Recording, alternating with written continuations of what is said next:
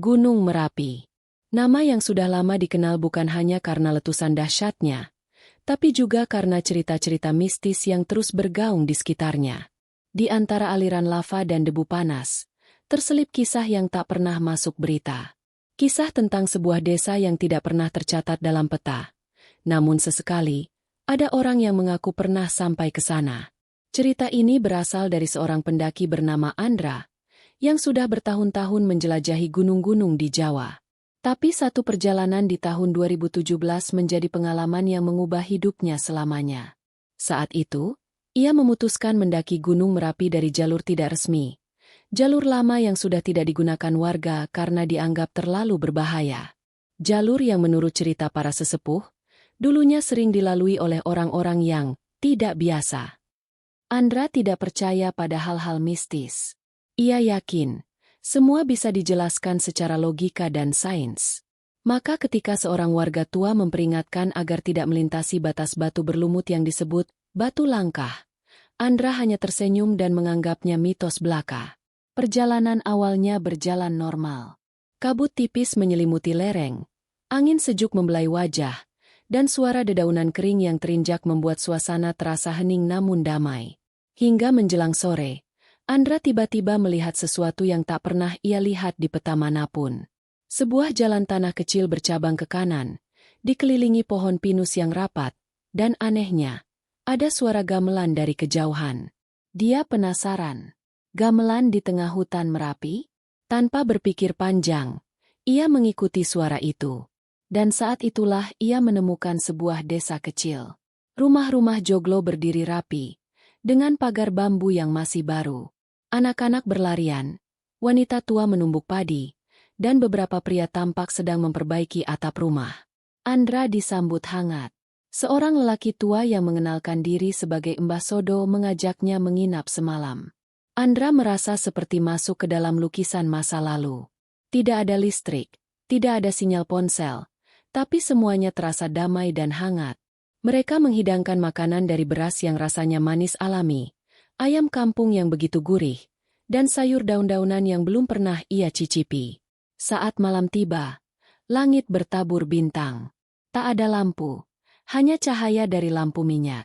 Tapi suasananya begitu indah, seperti desa dari masa sebelum Indonesia merdeka. Pagi harinya, Andra mengucapkan terima kasih dan melanjutkan perjalanan ke puncak.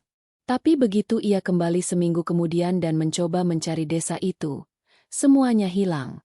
Jalan tanah yang kemarin ia lalui sudah tak ada. Bahkan pohon-pohon pinus tampak berbeda, dan tak ada bekas rumah, pagar, atau suara gamelan. Andra mulai merasa ada yang aneh. Ia kembali ke desa tempat warga memperingatkannya dulu. Ketika ia bertanya tentang desa tersebut, semua orang hanya diam. Wajah mereka berubah serius. Seorang sesepuh akhirnya berkata lirih, "Kamu lihat desa Kuncen, ya? Kalau kamu bisa balik dari sana, berarti kamu orang pilihan." Sejak saat itu, Andra dihantui rasa penasaran. Ia mencoba mencari informasi lewat peta, buku sejarah, bahkan wawancara dengan warga-warga tua. Tapi tak satu pun yang bisa memastikan keberadaan desa tersebut. Lalu, suatu malam, seseorang mengetuk pintu rumah Andra. Seorang wanita muda yang wajahnya sangat mirip dengan salah satu gadis kecil di desa itu. Ia membawa sebuah surat, lalu menghilang begitu saja. Surat itu bertuliskan, "Kami menunggumu kembali, sebelum gunung bicara lagi." Dan sejak saat itu, Andra tak pernah terlihat lagi. Hari-hari setelah menghilangnya Andra diisi dengan tanda tanya besar. Keluarganya mencari, teman-teman pendaki menyisir jalur yang ia biasa lalui, bahkan tim SAR sempat diterjunkan. Tapi tak ada jejak. Tidak ada jejak kaki, tidak ada barang yang tertinggal, seolah Andra benar-benar lenyap dari dunia nyata.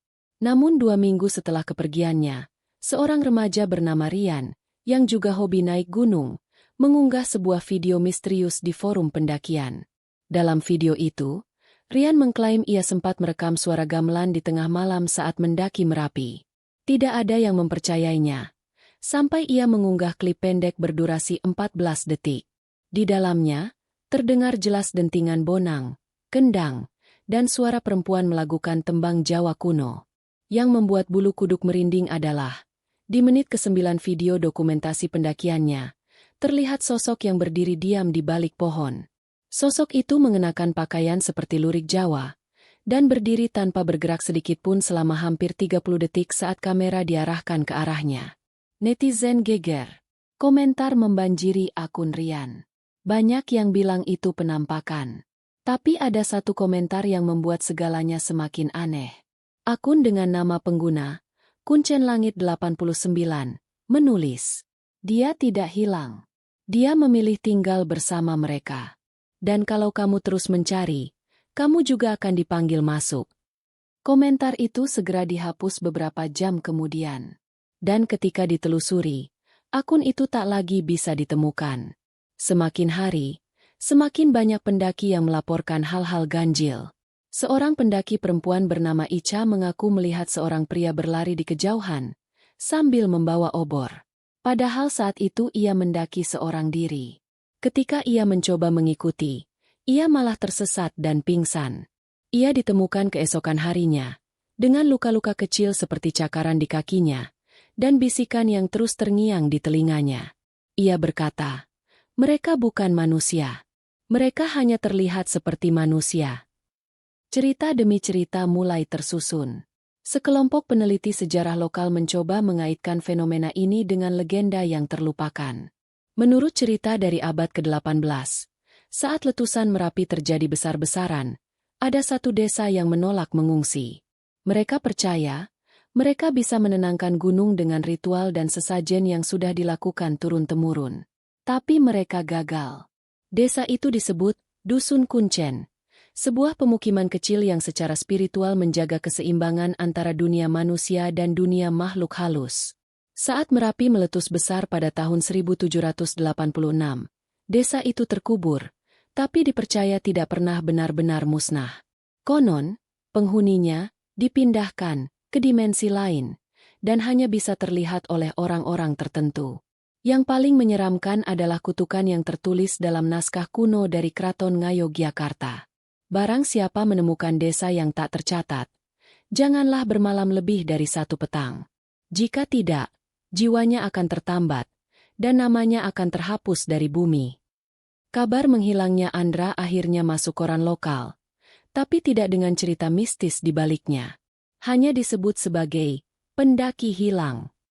Namun mereka yang tahu, para pendaki senior, warga sekitar, dan segelintir peneliti, menyimpan ceritanya sendiri.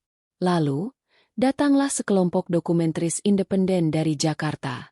Mereka ingin membuat film dokumenter tentang Merapi, dan tertarik dengan cerita desa Kuncen. Mereka menelusuri jalur lama yang dilalui Andra, membawa drone, alat perekam suara, dan GPS. Mereka bahkan meminta bantuan seorang dukun lokal bernama Mbah Kirno. Mbah Kirno tidak banyak bicara, tapi malam sebelum mereka memulai pendakian, ia membakar kemenyan dan membaca mantra panjang sambil menangis. Ia hanya berkata, "Kalau kalian dengar suara gamelan, jangan dibalas. Kalau kalian ditawari makan, tolaklah. Kalau kalian diajak bermalam, lari." Namun peringatan itu diabaikan. Tim dokumenter berangkat dengan 5 orang. Tapi hanya 3 yang kembali. 2 lainnya, cameraman dan penulis naskah, tidak pernah ditemukan. Yang membuat semuanya semakin misterius. Footage kamera mereka ditemukan di base camp dalam kondisi rusak. Tapi ada satu memory card yang masih bisa diselamatkan. Isinya adalah video berdurasi 4 menit 12 detik. Di dalamnya, terlihat salah satu dari mereka, kameramen bernama Yuda, berjalan sendirian di antara rumah-rumah joglo. Sama persis seperti yang Andra ceritakan dulu. Ada anak kecil yang tersenyum. Ada suara gamelan. Dan, di detik terakhir video itu, kamera menyorot ke cermin tua di salah satu rumah. Di situ, bukan Yuda yang terlihat, tapi Andra. Berdiri di belakang sang kameramen, mengenakan pakaian adat Jawa, dan menatap lurus ke arah lensa dengan mata kosong. Setelah video itu menyebar, publik kembali heboh. Sosok Andra yang sudah dianggap hilang, kini muncul dalam refleksi, tapi bukan sebagai dirinya yang dulu. Wajahnya datar, Matanya kosong, seperti sosok yang sedang dikendalikan oleh sesuatu yang jauh lebih kuat dari sekadar logika manusia. Dua anggota tim dokumenter yang selamat, Dito dan Siska, sempat mengalami gangguan kejiwaan ringan. Mereka berdua mengaku mimpi yang sama setiap malam, berdiri di tengah lapangan luas dengan latar belakang Merapi yang menghitam, sementara suara gamelan mengalun pelan dan sosok-sosok berjubah putih berjalan dalam barisan menuju cahaya merah di kejauhan. Siska akhirnya memilih meninggalkan kota dan tinggal di pesantren terpencil. Tapi Dito, sebaliknya, justru makin terobsesi. Ia mulai menghubungi komunitas spiritual, bertemu para dukun gunung, dan bahkan pernah bermeditasi selama 3 hari di kaki Merapi. Dan disitulah ia mendapat sebuah penglihatan. Dalam kondisi setengah sadar, Dito melihat sebuah gapura batu tua muncul di antara kabut. Gapura itu dihiasi ukiran wajah-wajah manusia menangis. Di atasnya, tertulis dalam aksara Jawa kuno, Watu Jumeneng, Lawang Antara Loka, yang berarti batu berdiri, gerbang dunia antara. Begitu ia tersadar, batu itu tidak ada lagi. Tapi di bawah tempat ia duduk, ia menemukan satu benda yang tidak ada sebelumnya. Sebuah liontin kecil berbentuk segitiga dengan simbol aneh di tengahnya. Ia yakin benda itu berasal dari desa tersebut.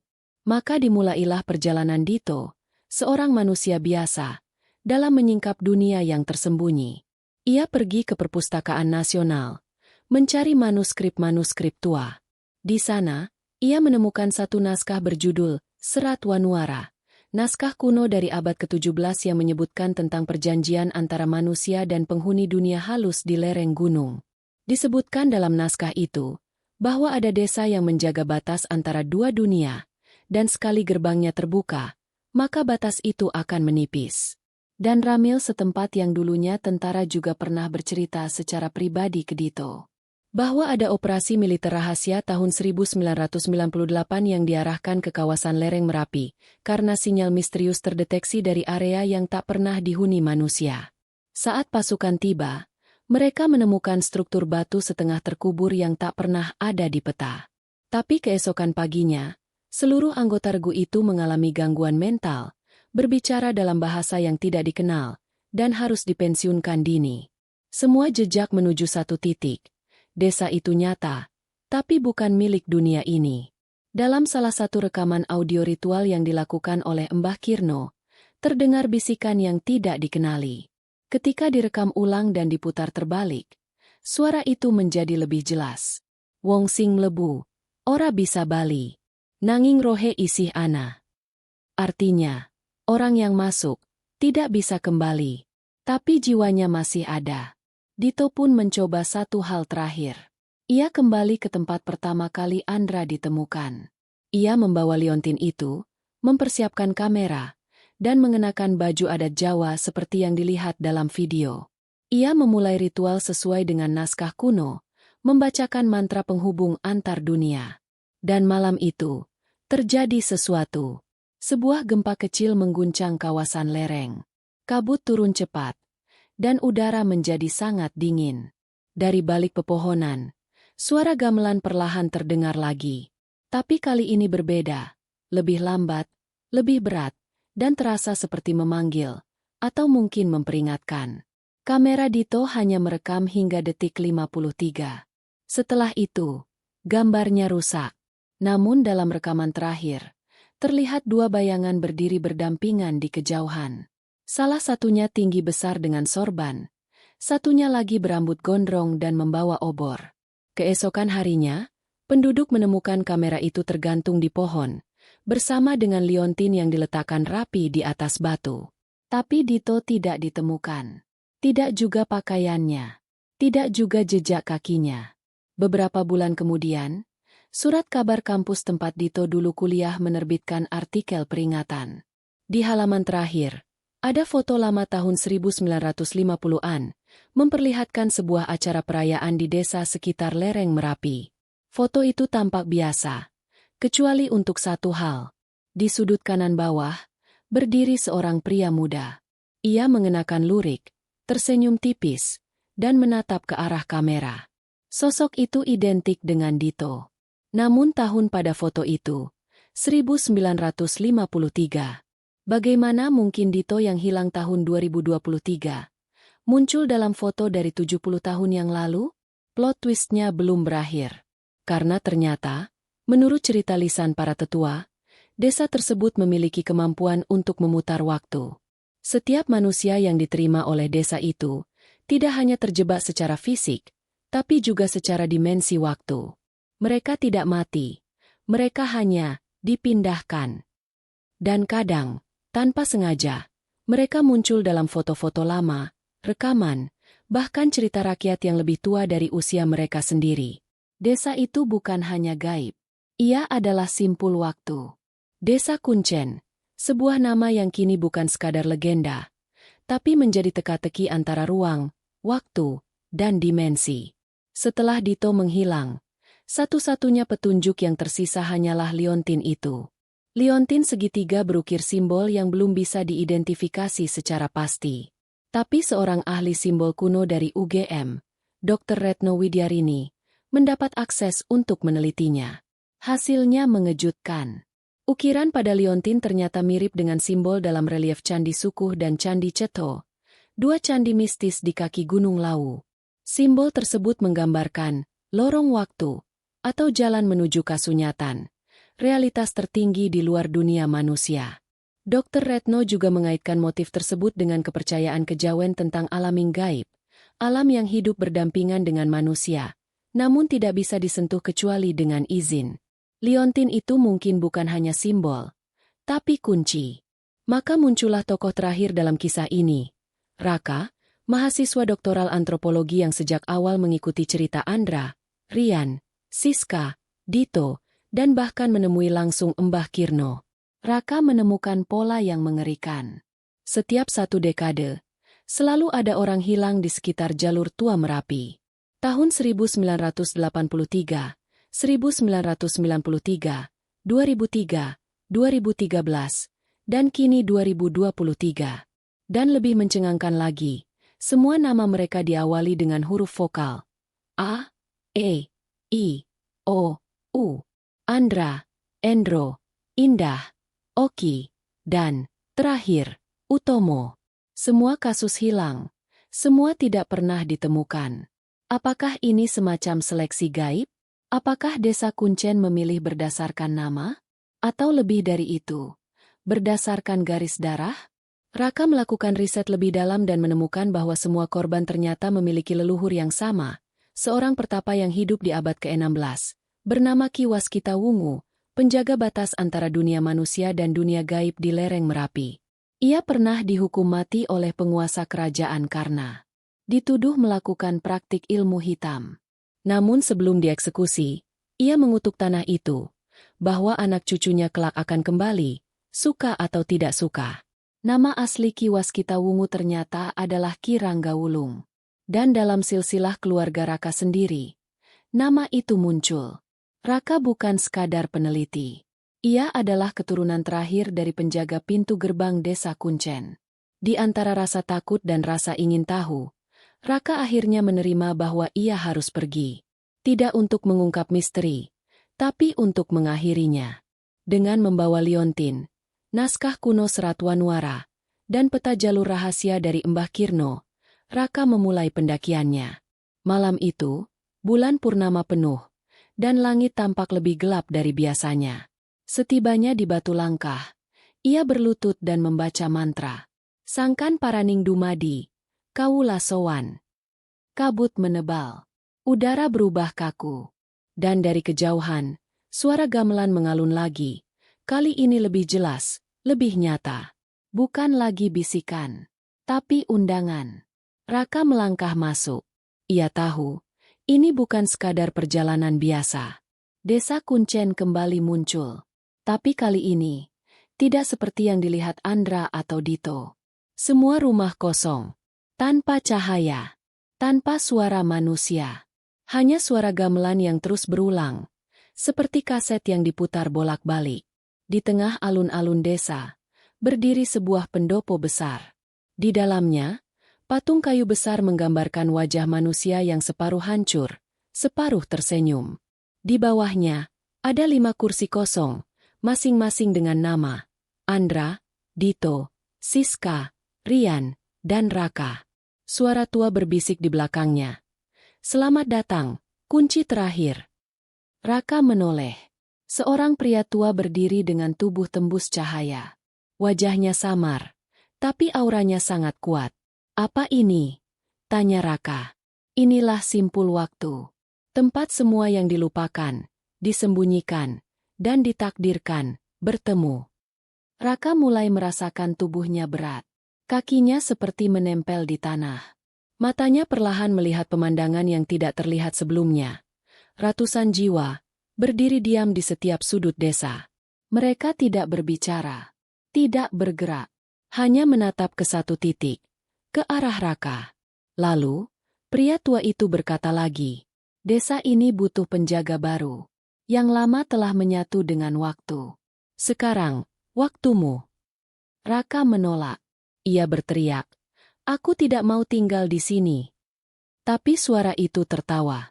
Kau tidak tinggal. Kau mengganti. Kau adalah pembuka dan penutup. Kau akan memilih, semua kembali, atau semua menghilang selamanya. Raka sadar. Ia diberi pilihan. Dengan kekuatan Liontin, ia bisa mengembalikan semua jiwa yang tertahan. Tapi dengan harga yang sangat mahal, jiwanya sendiri akan menyatu dengan desa selamanya. Dan ia memilih. Ia menanam liontin itu ke dalam tanah pendopo. Suara gamelan berhenti. Angin berhenti.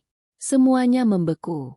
Satu persatu, wajah-wajah yang pernah hilang, Andra, Dito, Siska, bahkan anak kecil yang dulu ditemui Andra, muncul dalam cahaya, lalu menghilang seperti abu ditiup angin.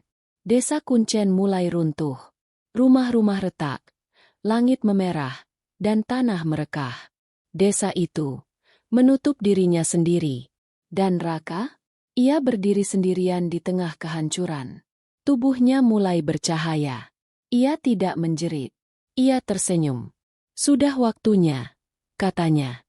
Keesokan harinya, sekelompok pendaki menemukan sebuah batu besar di jalur tua, yang tak pernah ada sebelumnya. Di atas batu itu, tertulis ukiran. Raka, kunci terakhir. Terima kasih telah menutup gerbang.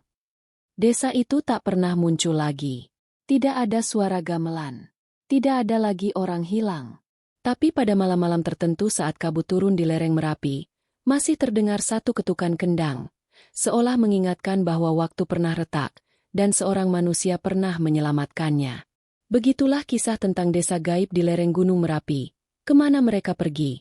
Sebuah cerita yang tak bisa dijelaskan hanya dengan logika, tak bisa dipetakan oleh GPS, dan tak bisa disangkal oleh mereka yang pernah bersinggungan langsung dengannya. Kisah ini bukan sekadar misteri tentang orang hilang. Ini adalah pengingat bahwa di antara lapisan dunia yang kita kenal, ada batas-batas tak kasat mata. Ada tempat-tempat yang tidak boleh dilanggar, nama-nama yang tidak boleh dipanggil, dan waktu yang tidak boleh diputar ulang. Andra, Dito, dan yang lainnya mungkin sudah kembali dalam wujud yang berbeda. Tapi yang pasti, semua itu terjadi bukan karena kebetulan, melainkan karena takdir yang sudah diwariskan jauh sebelum mereka lahir. Dan Raka, ia bukan hilang. Ia menjadi penjaga terakhir. Seseorang yang memilih menyerahkan dirinya demi mengembalikan keseimbangan, demi memutus siklus yang sudah terlalu lama berlangsung. Kini, desa itu sudah terkunci. Tapi bukan berarti kisahnya berakhir. Karena selama Merapi masih berdiri, selama kabut masih turun di malam hari, dan selama masih ada manusia yang berjalan terlalu jauh, gerbang itu bisa saja terbuka lagi. Karena yang gaib, bukan berarti lenyap. Terima kasih telah mendengarkan kisah ini. Jangan lupa, selalu hormati alam, dengarkan peringatan orang tua, dan percaya bahwa tidak semua tempat bisa dijelajahi, meski kaki kita sanggup melangkah. Sampai jumpa di cerita misteri selanjutnya.